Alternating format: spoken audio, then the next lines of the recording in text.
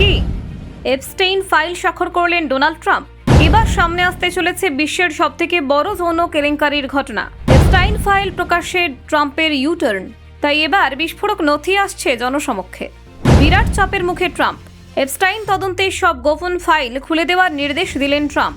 30 দিনের টাইমার শুরু। এপস্টাইন মৃত্যুর রহস্যে আলো ফেলবে মার্কিন সরকার। এপস্টাইন কাণ্ডে ট্রাম্পের হঠাৎ সিদ্ধান্তে তোলপাড় আমেরিকা। ওয়াশিংটন কাঁপছে। প্রকাশ্যে আসতে চলেছে এপস্টাইনের ডার্ক নেটওয়ার্ক ফাইল। 427-1 ভোটে পাশ। কংগ্রেসের বিপুল চাপে মাথানত করলেন ট্রাম্প। হোয়াইট হাউসে টানাপোড়েন। এপস্টাইন কেসে কাকে বাঁচাতে চাইছিল প্রশাসন? এপস্টাইন তদন্তের গোপন রেকর্ড ফাঁসের পথে। বড় বড় নাম কি এবার সামনে আসবে? ফাইল ফাঁসেই মিলবে উত্তর। দেখুন, মার্কিন রাজনীতিতে তীব্র চাপের মুখে অবশেষে নরম হলেন প্রেসিডেন্ট ডোনাল্ড ট্রাম্প। দীর্ঘদিনের বিতর্কে মোড় নেওয়ার জেফ্রি এপস্টাইন মামলার সরকারি ফাইল প্রকাশের দাবিতে চাপ বাড়তেই ট্রাম্প এমন এক আইনে স্বাক্ষর করেছেন যার ফলে তার প্রশাসন বাধ্য থাকবে এই সংক্রান্ত সমস্ত নথি জনসমক্ষে তুলে ধরতে। বহু বছর ধরে এপস্টাইনের অপরাধ, তার প্রভাবশালী যোগাযোগ এবং রহস্যময় মৃত্যুকে কেন্দ্র করে যে প্রশ্নগুলো ঘনীভূত হচ্ছিল, সেই সিদ্ধান্ত এই বিতর্ককে নতুন মাত্রা দিচ্ছে। নতুন আইনের বিধান অনুযায়ী মার্কিন বিচার বিভাগকে আগামী 30 দিনের মধ্যে এপস্টাইনের মৃত্যুর তদন্ত সংক্রান্ত নথি, সাক্ষাৎকারের রেকর্ড, ভিডিও বা অডিও কথোপকথন, এমনকি যেসব রিপোর্ট এতদিন শিলমোহরবন্দি ছিল সেগুলো প্রকাশ করতে হবে।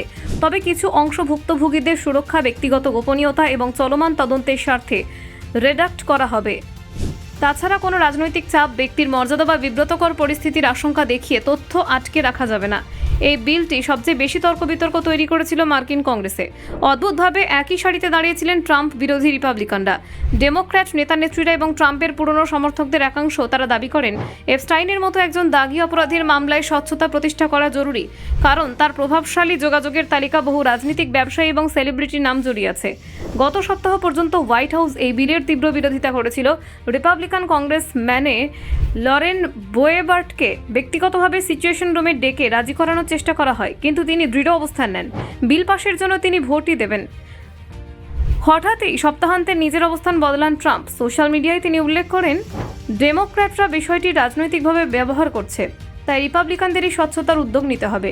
শেষ পর্যন্ত প্রতিনিধি পরিষদে বিলটি বিপুল সংখ্যাগরিষ্ঠতায় পাশ হয়, 427-1 ভোটে।